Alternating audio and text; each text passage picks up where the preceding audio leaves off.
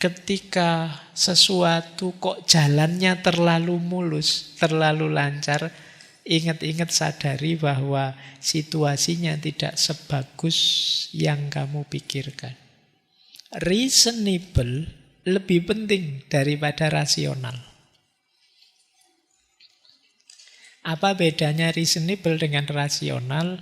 Assalamualaikum warahmatullahi wabarakatuh. Kita lanjutkan lagi belajar kita, ngaji kita. Kalau reasonable itu artinya masuk akal. Bisa diterima, itu reasonable. Kalau rasional itu ya secara utuh dia sempurna rasional. Jadi rasional itu semacam perfect, cocok, sesuai. Kalau reasonable itu masuk akal saja. Jadi kalau rasional itu perhitungan matematika. 1 tambah 1, 2 itu rasional. Emosinya tidak dilibatkan. Pokoknya teorinya begini ya begini. Idealnya begitu, harus hidup begitu. Itu namanya rasional. Kita kadang punya standar-standar. Pokoknya harus pas dengan standar ini. Ini namanya hidup rasional. Mengikuti pola. Tapi kan hidup tidak sekaku itu. Ada reasonable. Kalau reasonable itu masuk akal lah, bisa diterima. Kalau ini tidak sekedar kaku mengikuti teori, konsep, ideal, tapi mempertimbangkan kehidupan nyata. Mempertimbangkan emosi, nilai-nilai, tujuan pribadi. Reasonable itu lebih realistis. Bisa dicontohkan, di situ ada contohnya. Misalnya ya, kita hutang terus nyicil. Cicilannya itu mungkin masih 20 tahun kita ngambil cicilan yang murah misalnya. Nah, secara rasional harusnya ya kita cicil saja sampai berakhir waktunya. Itu lebih masuk akal. Kita tidak terlalu banyak menghabiskan uang, ya pelan-pelan saja, masih lama kita nikmati dulu. Rasionalnya kan begitu. Tapi kadang-kadang, Pak, tapi kalau saya masih punya utang itu ganjel ya Pak, harusnya sudahlah tak lunasi saja. Ini secara matematika mungkin kita rugi. Tapi secara emosi, karena itu lebih membuat kita tenang, mental kita bebas, ya kita milih itu saja, tidak apa-apalah. Meskipun tadi pagi belinya terus sorenya tak lunasi, padahal harusnya itu dicicil sekian bulan, tidak apa-apa wis, mumpung ada uangnya. Demi apa? Kenyamanan. Nah, ini reasonable, meskipun tidak rasional. Ya, ini bedanya rasional dengan reasonable. Ya, misalnya kalian punya pasangan, punya pacar itu. Kalian sendiri kalau makan mungkin harganya puluhan ribu saja, tapi begitu sama pacar mau bisa ratusan ribu. Itu secara rasional, kamu tidak masuk akal kok gitu sih. Kamu beli yang sama seperti kamu saja. Kalau dia kan harus bisa menerimamu apa adanya. Terus kamu jawabnya, tidak begitu Pak. Kalau dia gondok, kalau dia marah, wah saya lebih tidak tenang lagi hidup saya. Biarlah dia senang, dia gembira gitu. Balas dendamnya besok kalau jadi. Nah, misalnya, ini namanya reasonable. Kadang-kadang, misalnya kita mengelola keuangan kita, itu rasanya kok tidak rasional sih begitu. Tapi kita mengejarnya tidak sekedar matematikanya untung atau rugi. Mungkin ada hubungannya dengan ketenangan batin, ada hubungannya dengan kenyamanan. Mungkin juga ini ingin membahagiakan orang dan lain sebagainya. Jadi pertimbangan keuangan itu ya tidak selalu matematika. Untung dan rugi. Tapi ada banyak pertimbangan yang lain. Itulah bedanya rasional dan reasonable. Kemasuk akalan dan rasionalitas. Baik, karena hidup ini kompleks. Untung rugi tidak satu-satunya pertimbangan. Lanjut ya. Bersiap menghadapi ketidakpastian itu lebih penting daripada memprediksi masa depan. Kadang-kadang kita itu lebih sibuk ngukur besok kira-kira seperti apa, terus baru kita merancang investasi.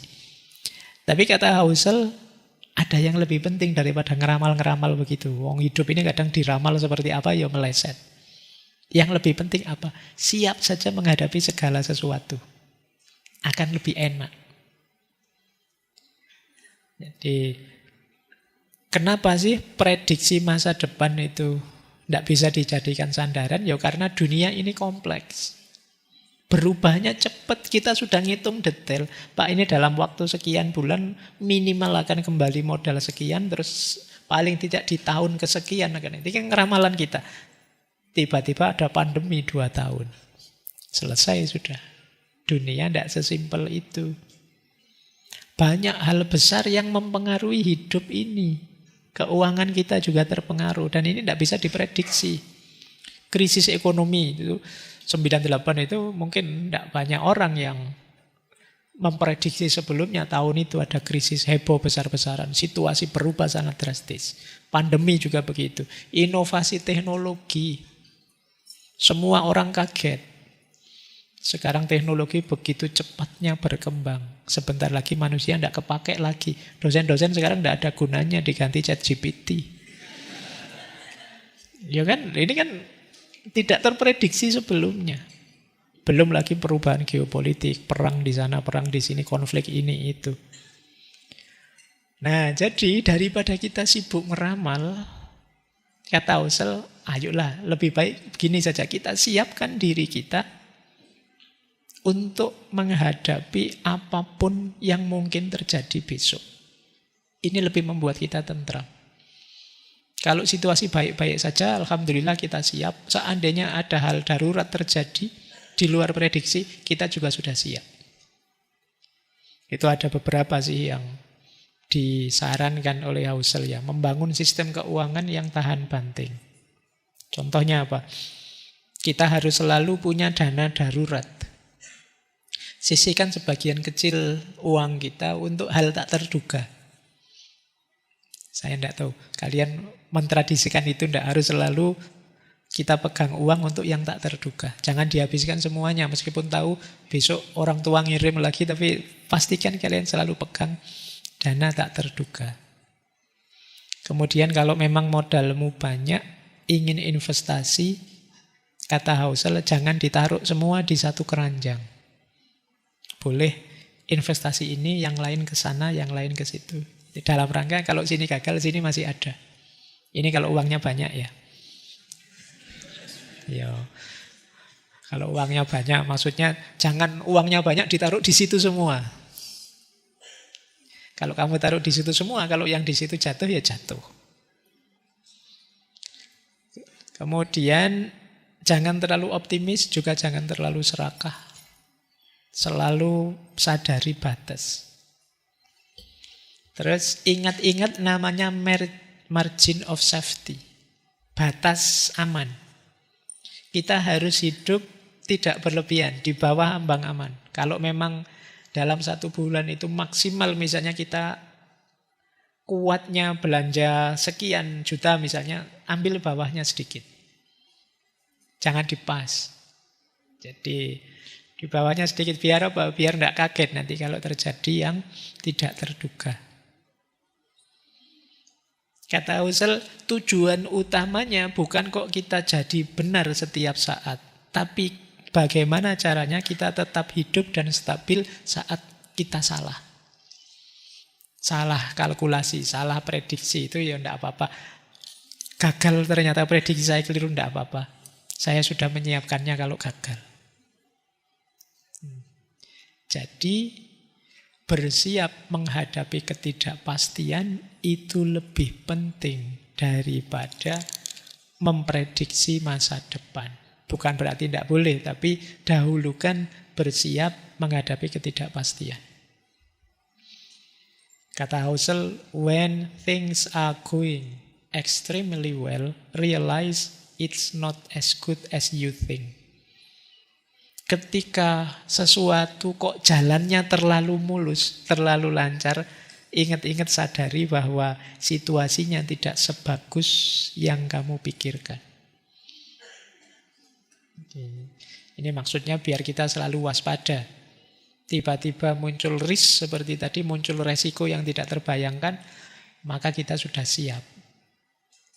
Kan ada peribahasa itu. Biasanya sebelum badai itu situasinya sangat tenang.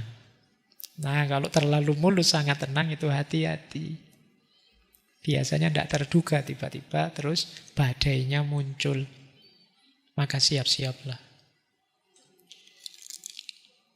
Wallahul muwaffiq, wallahu a'lam bissawab. Wassalamualaikum warahmatullahi wabarakatuh.